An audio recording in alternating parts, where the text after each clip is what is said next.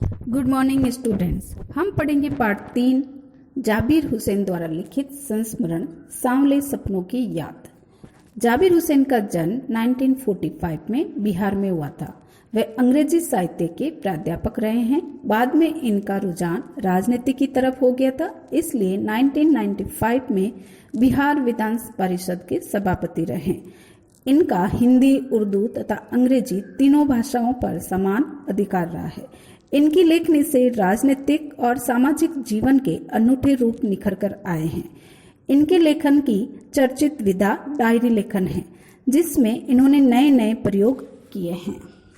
सांवले सपनों की याद संस्मरण शैली में लिखा गया है। संस्मरण से तात्पर्य एक ऐसी याद जो हमारे जीवन का बहुमूल्य हिस्सा होती है, उसे हम कभी भूल नहीं पाते हैं। अर्थात स्मृति में हर समय मौजूद रहने वाली यादें ही संस्मरण का हिस्सा बनती है। इसके अंतर्गत ज्यादातर किसी न किसी का व्यक्तित्व चित्रण ही होता है। प्रस्तुत पाठ जून 1987 में प्रसिद्ध पक्षी विज्ञानी सालिम अली की मृत्यु के तुरंत बाद डायरी लेखन में लिखा गया संस्मरण है। सालिम अली की मृत्यु से उत्पन्न दुख और अवसाद को लेखक ने सांवले सपनों की याद के रूप में व्यक्त किया है। सांवले सपनों से तात्पर्य धुंधली पड़ती बहुत सुंदर यादें जो एकांत में जीने का माध्यम बनती हैं। यहाँ यादें वे सपने हैं जो खुली आंखों से देखे जाते हैं।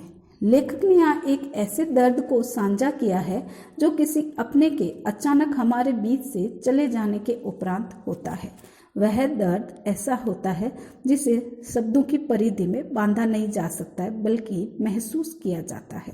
कुछ ऐसा ही दर्द लेखक की लेखनी से इस पाठ में फूट रहा है, क्योंकि उन्होंने लिखा है कि सुनहरे परिंदों के खूबसूरत पंखों पर सवार सांवले सपनों का एक हुजूम मौत की खामोश वादी की तरफ अग्रसर है। कोई रोक टोक सके कहाँ संभव है। यहाँ पर जब हमारे पक्षी वैज्ञानिक सालिम अली की मृत्यु के उपरांत उनके जनाजे की जो स्थिति है वो निकल रही है, और उस स्थिति को लेखक ने एक सुंदर परिंदे के रूप में माना है, क्योंकि हमारे सालिम अली का पूरा जीवन परिंदों के इर्द गिर्द ही घूमा है। उनकी जीवन की बारीकियां जानने में ही वह उन्होंने अपना पूरा जीवन लगा दिया था। इसलिए उनके अंतिम पलों को भी परिंदों की खूबसूरत यात्रा के रूप में यहाँ हमारे लेखक ने लिखा है, और वो एक ऐसा हुजूम है जो खामोश वादी की तरफ अग्रसर हो रहा है। यानी अब वो हमारा एक चलता फिरता रूप खामोश हो गया है और पक्षियों की एक अनजान वादी है, उसकी तरफ आगे की ओर अग्रसर हो रहा है, यानी बढ़ता जा रहा है। अब हम उसे न तो रोक सकते हैं न टोक सकते हैं, क्योंकि ये हमारे हाथ में नहीं है और न ही ये संभव हो सकता है। इस हुजूम में सबसे आगे कौन चल रहे हैं? सालिम अली अपने कंधों पर सैलानियों की तरह अपने अंतहीन सफर का बोझ उठाए, लेकिन ये सफर पिछले तमाम सफरों से भिन्न है। भीड़ भाड़ की जिंदगी और तनाव के माहौल से सालिम अली का ये आखिरी पलायन है।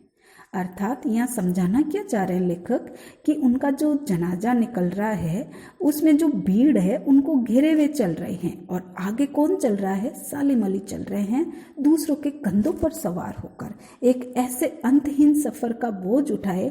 यानी जो उनके जीवन का सफर था उसका अंत हो चुका है, और अब एक नए सफर की यात्रा की ओर वो अग्रसर हो रहे हैं। और वो सफर कैसा है जो उन्होंने हमारे साथ जिया है, उन सब सफर से भिन्न है। उस जीवन में भीड़ भाड़ और ये तनाव का जो माहौल उनके जीवन में इतने दिन तक वो झेल रहे थे ना, आज वो उसका आखिरी फल है। अब इस भीड़ से कभी भी उनका आमना सामना नहीं होने वाला है।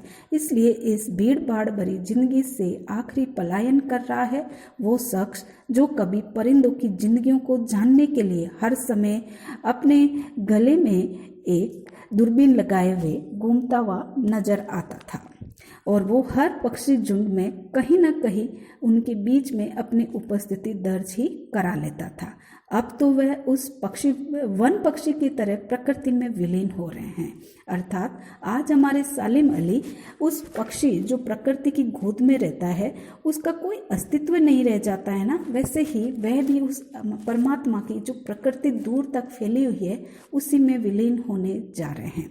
जो जिंदगी का आखिरी गीत गाने के बाद मौत की नींद में सो जाता है और उसका जिस्म कोई हरकत नहीं करता है और अपने जिस्म की हरारत और दिल की धड़कन देखकर भी उसे कोई लौटाना चाहे, वह पक्षी सपनों के गीत दोबारा कैसे गा सकेगा। अर्थात उनकी वो अंतिम यात्रा है वह लेखक को दर्द दे रही है, क्योंकि उनका जो सालिम अली का जो व्यक्तित्व है उनके लिए एक अलग ही याद है और वो याद अब उनको अंदर ही अंदर दर्द दे रही है। तो उन्होंने उस दर्द को किस रूप में लिखा है कि मन करता है कि ये जो निर्जीव सा जिस्म पड़ा हुआ आगे चल रहा है, इससे कोई भी अगर अपने दिल की हरारत यानी धड़कन देकर उसे दोबारा खड़ा करना चाहे भी ये संभव नहीं है।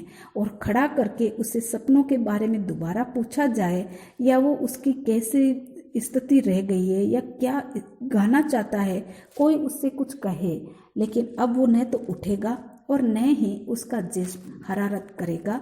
ये हमारे लेखक को यहाँ दर्द हो रहा है, क्योंकि उन्होंने बताया है, मुझे नहीं लगता कोई इस सोए हुए पक्षी को जगाना चाहेगा।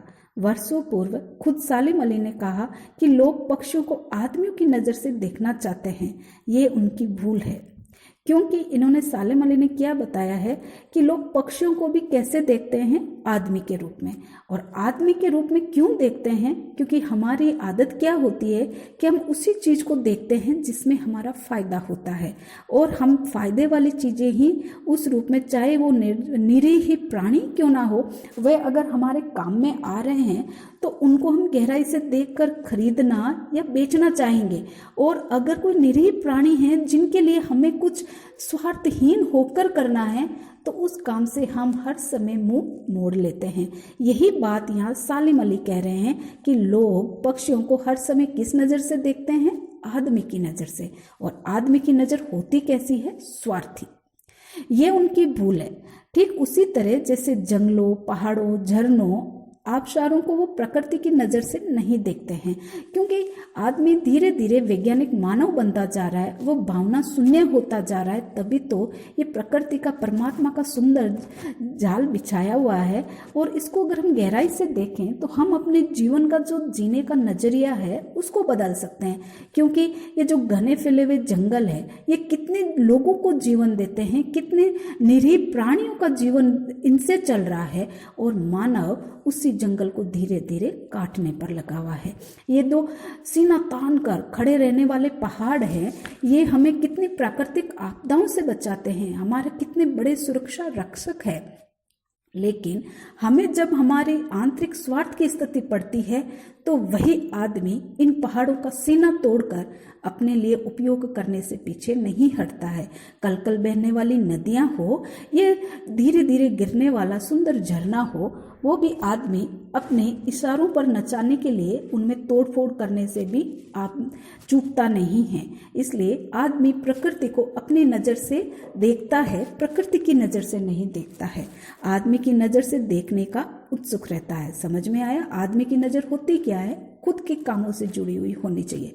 भला कोई आदमी अपने कानों से पक्षियों की आवाज़ का मधुर संगीत सुनकर अपने भीतर रोमांच का सोता फूटता हुआ महसूस कर सकता है? वो दिन लद गए बेटा, क्योंकि पहले पक्षियों का जो मधुर कलरव है वो बहुत सुहावनी लगती थी। और जो हमारा जीवन है उस जीवन में एकांत के क्षण में अगर हम उस आवाज़ को सुन भी लेते तो हमारी जो जीवन की कठिनाई है, दर्द है, या हमारे जो मन की उलझने हैं, शायद वो भी हम उनको भूल जाते हैं। क्योंकि अगर हम एक पक्षी के जीवन को गहराई से देखें, जो न कभी संग्रह करता है और न ही कभी सर्दी गर्मी की टेंशन करता है। वह हर समय प्रकृति की गोद में अपने आप को सुरक्षित मानता है।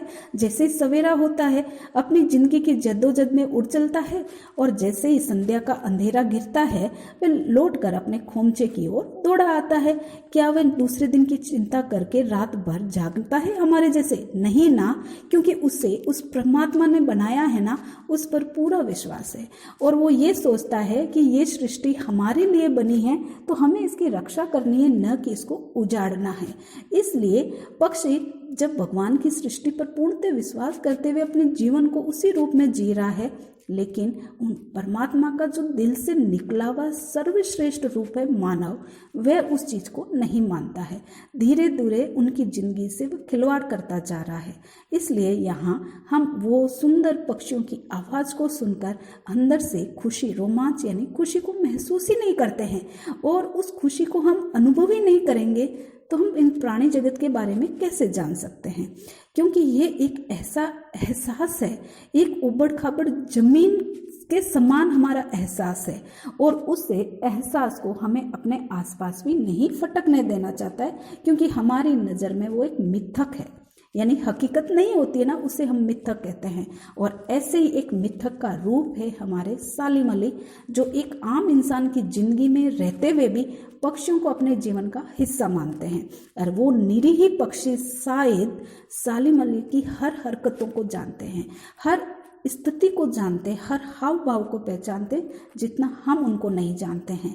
इसलिए यहाँ लेखक ने क्या बोला है, एक उबड़ खाबड़ जमीन पर जन्मने वाला मिथक का नाम क्या है? सालिम अली। अब इसके आगे हम कल पढ़ेंगे और आपको इससे जुड़ा हुआ कोई डाउट्स हो तो आप इसमें पूछ सकते हैं।